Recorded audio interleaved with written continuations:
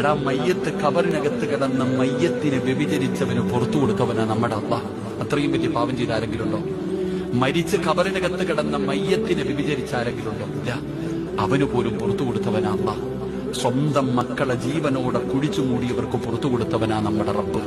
അത്രയും നല്ല ഒരു റബ്ബ് നമുക്കുണ്ടല്ലോ. ആ റബ്ബിനോട് പറ, പൊറുക്കന്റെ പാപം സയ്യിദി വെറുക്കാതെ പൊറുക്കുന്നവൻ ആരുണ്ട് നീ അല്ലാതെ. അള്ളാഹിനോട് പറയണം, ഇഹലോക ആർഭാടങ്ങൾ എന്നെ വലച്ചതാ, നഫ്സെന്നെ ഉന്തി തള്ളി വിട്ടു ചതിച്ചതാ. അള്ളാഹുവേ, ഈ ദുനിയാവ് കണ്ടപ്പോ വീണുപോയി റബ്ബേ, എന്റെ നഫ്സ് പറഞ്ഞിട്ട് ചെയ്തു പോയതാ അള്ളാഹ്. അള്ളാഹുവെ, അല്ലാതെ ധിക്കരിച്ചല്ല റബ്ബേ നിന്നെ.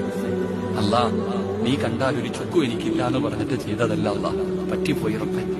അല്ലാ, നീ കാണുന്നുണ്ടെന്ന് എനിക്കറിയാം, എന്നിട്ടും ചെയ്തത് അഹങ്കാരം കൊണ്ടൊന്നുമല്ല, പറ്റിപ്പോയി തമ്പുരാനെ, എനിക്കത് പുറത്തുതായെന്ന് അള്ളാഹുവിനോട് പറയേണ്ട രീതിയിൽ പറഞ്ഞിട്ട് നമുക്ക് പിരിയാം. അള്ളാഹു നമ്മുടെ പാപങ്ങൾ മുഴുവനും പുറത്തു തരുമാറാകട്ടെ. അള്ളാഹു നമ്മുടെ പാപങ്ങൾ മുഴുവനും പുറത്തു തരുമാറാകട്ടെ.